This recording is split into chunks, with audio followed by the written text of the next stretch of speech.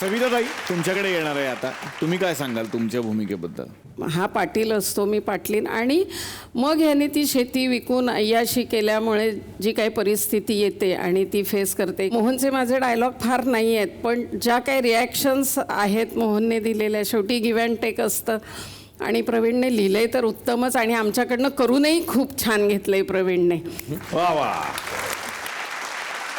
मालविका आता तुझ्याकडे येणार आहे. तुझा पहिला सिनेमा? हो, पहिला सिनेमा. तुझं गाणंही आता गाजतंय आणि तुझी काय या सिनेमात भूमिका हे जाणून घ्यायचंय. मी दीपाली हे कॅरेक्टर करते, जिचे वडील पण शेतकरी आहेत, पण त्यांनी पण जसं त्यांनी सांगितलं की डेव्हलपमेंटच्या नावाखाली त्यांनी जमीन विकले आणि मग ते मार्केट यार्डमध्ये आलेत. सो त्यांना सपोर्ट करायला मी चहा विकतीये. आणि तुमची शेती आहे स्वतःची आणि तू तिकडेही काम बघत असतेस. हो, राईट. म्हणजे ती IT इंडस्ट्रीतली मोठी इंजिनियर. वा. म्हणजे खरं तर मला बरं वाटेल अख्खा महाराष्ट्र जर हिच्यासारखा शेतकरी झाला तर. ही पहिली अशी आहे की IT इंडस्ट्रीमध्ये लाखो रुपयांची नोकरी होती IT इंजिनियर म्हणून, ते सोडलं आणि शेतकरी झाली. आता येणार आहे महेश लिमये यांच्याकडे. त्यांच्या कॅमेऱ्यातून हा सिनेमा सगळ्यांना दिसणार आहे आणि अर्थात त्यांच्या नजरेतून आम्हाला बघायला मिळणार आहे. काय सांगाल? कारण याच्यातलं 90% किंवा त्याच्यापेक्षा जास्त आय थिंक आउटडोअर आहे शूट, आणि वेगवेगळ्या लाईट कंडिशन्समध्ये आम्ही शूट करत होतो. आय थिंक माझ्या या 23-24 फिल्म्समधली ही one of the toughest film, पण सर्वात एन्जॉय केली मी ही फिल्म. म्हणजे तो प्रत्येक वेळी तो एडिट झालेला सीन बघितला की मला फोन करायचा, यार मी जसं व्हिज्युअलाइज केलेलं ना ते मला दिसतंय तिथे चित्र. वा वा वा वा. आता येणार आहे युजे उमेशजी. याच्यातलं गाणं आणि ते उमेश जाधव यांना कोरिओग्राफ करायचं होतं. काय होता? माझं एक स्वप्न होतं, ते एक गाण्याच्या निमित्ताने पूर्ण झालं. जे स्वप्न मी 97 साली पाहिलं होतं. त्यावेळेला मी असिस्टंट कोरिओग्राफर होतो, असोसिएट टू अहमद खान. आणि त्यावेळेला एक गाणं झालं होतं आणि ते रातोरात सुपर डुपर ब्लॉकबस्टर हिट झालं होतं. सपने में मिलती है, सत्या फिल्मचं गाणं. मला आपल्याला पण एकदा असं एक गाणं मिळावं, आणि त्याच्यासाठी मला 20 वर्ष वाट पाहावी लागली. आणि ते 20 वर्षानंतर गाणं अरररा खतरनाक जेव्हा मिळालं. Thank you so much for it. तर मंडळी आता वेळ झाली आहे आपल्या होऊ दे व्हायरल स्पर्धेकडे वळण्याची. मंडळी, कालच्या भागात आपण काही स्पर्धकांना भेटलोय, आजच्याही भागात आपण काही स्पर्धकांना भेटणार आहोत. सुरुवात करूयात होऊ दे व्हायरलला. नमस्कार मंडळी, आजच्या भागामध्ये तुम्हा सगळ्यांचं पुन्हा एकदा स्वागत आहे. तेव्हा सुरुवात करूया आजच्या एपिसोडला. मंडळी, शाळा म्हटली की अभ्यास आलाच, पण अभ्यासाबरोबर तक्रारीही आल्या. आज आपण जाणार आहोत अशाच एका शाळेमध्ये जिथे एक वर्ग शिक्षक आहेत आणि त्यांनी आपल्या एका स्टुडंटला बोलवलंय तिच्या आईबरोबर, कारण का त्यांना करायचे तिच्याबद्दल काही तक्रारी. तर बघूया काय होतंय. जोरदार टाळ्याने स्वागत करूया गौरवी वैद्य मुंबईहून, नितीन भंडारी पुण्याहून आणि किशोरी कुबल मुदूर मुंबईहून. तर आता सुरुवातीला भेटूयात वर्ग शिक्षकांना.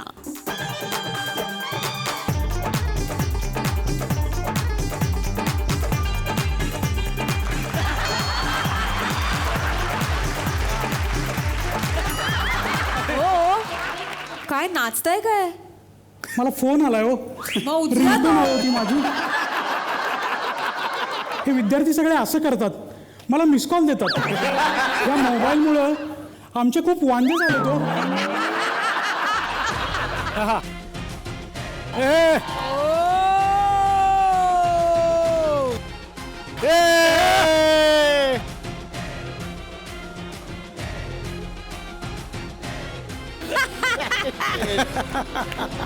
अरे देवा.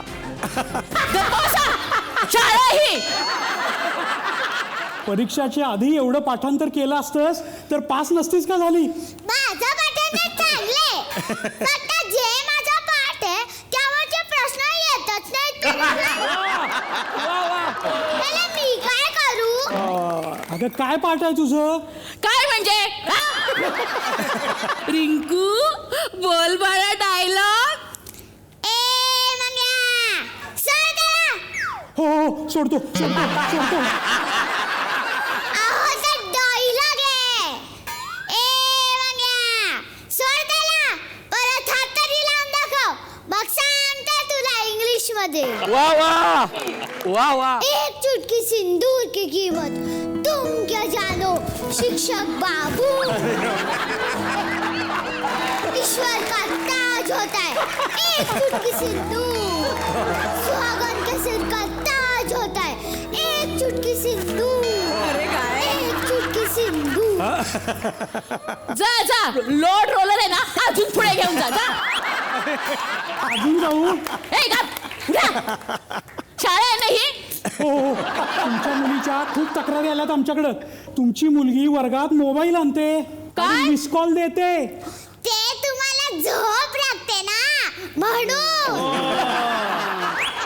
अहो 20+20 47 लिहिले होती ना. बरोबरच आहे. 18% GST नको लावायला.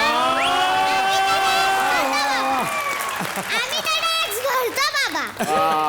मग GST इन्स्पेक्टरची मुलगी आहे ही. अरे बापरे म्हणजे तुम्ही GST इन्स्पेक्टर आहे का. हो. हे बघा ही कविता पूर्ण करायची होती हो. झुक झुक झुक झुक आगीन गाडी धुरांच्या रेषा हवेत सोडी टिंब टिंब टिंब टिंब पाहूया मामाच्या गावाला जाऊया. काय लिहिलंयस तू इथं. पळत्या बिल्डिंगी पाहूया लिहिलंय तिनं. अहो, झाडे असतं ना ते. कसं आता रेल्वेच्या खिडकीतून जे दिसणार तेच लिहिणार ना. आता झाडं नाहीये कुठे बाहेर दिसायला. आणि मामाच्या गावाला जायला हिचा मामा राहतो अंधेरीला आम्ही राहतो कुर्ल्याला. हा हिला झाडं दिसणार आहेत कुठून ट्रेनमधून? ओ तुम्हाला तरी दिसतात का कधी? हा हो हो बरोबर आहे तुमचं बरोबर आहे तुमचं. बरोबर काय दिसतं? मार्क द्या मार्क. बर देतो मार्क. ही तर बघा म्हणी पूर्ण करा. पळसाच्या झाडाला पाने खूप कसं. आमच्या पळसाला पाने खूप आहेत म्हणून मी तेच लिहिलं. पळसाला पाने 3च असतात बाळा. गप्प बसा. घरी येणाऱ्या पेपरला सुद्धा खूप पानं असतात. मग या तुमच्या पळसाला कशी काय 3च पानं असतील? हा? हिने अभ्यास करायचा क्लास करायचा की यांच्या पळसाची पानं मोजत बसायची. आता हा भूगोलाचा पेपर बघा काय विचारले. थंड हवेचे ठिकाण कोणते. मॉल. मुंबईमध्ये तर तेच थंड हवेचं ठिकाण आहे तिथे आम्ही फिरायला जातो. पाऊस कशात मोजतात. काय लिहिलंयस तू. खड्ड्यात. बरोबरच आहे. जास्त पाऊस पडला तर जास्त खड्डे कमी पाऊस पडला तर कमी खड्डे. सोपं आहे. अगं मिलीमीटर असं लिहायचं असतं ते. ते खड्डे फुटभर खोल आणि पाऊस काय मिलीमीटर मध्ये मोजणार? हा काय हो मार्क द्या मार्क. हो हो हो देतो मार्क देतो मार्क. पैकीच्या पैकी देतो. बस एवढेच म्हणजे 18% GST कोण लावा. शोभते ग बाई माझी पोरगी शोभते. हा जातो मी आता. कुठे निघालात? जी एसटी मिळेल ना ती पकडतो आणि गावाकडे जातो कायमचा.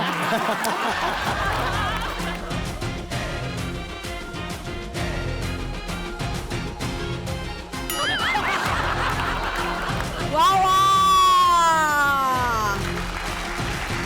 माझी आई तुमच्यासारखी असताना मी बोर्डात आली असते.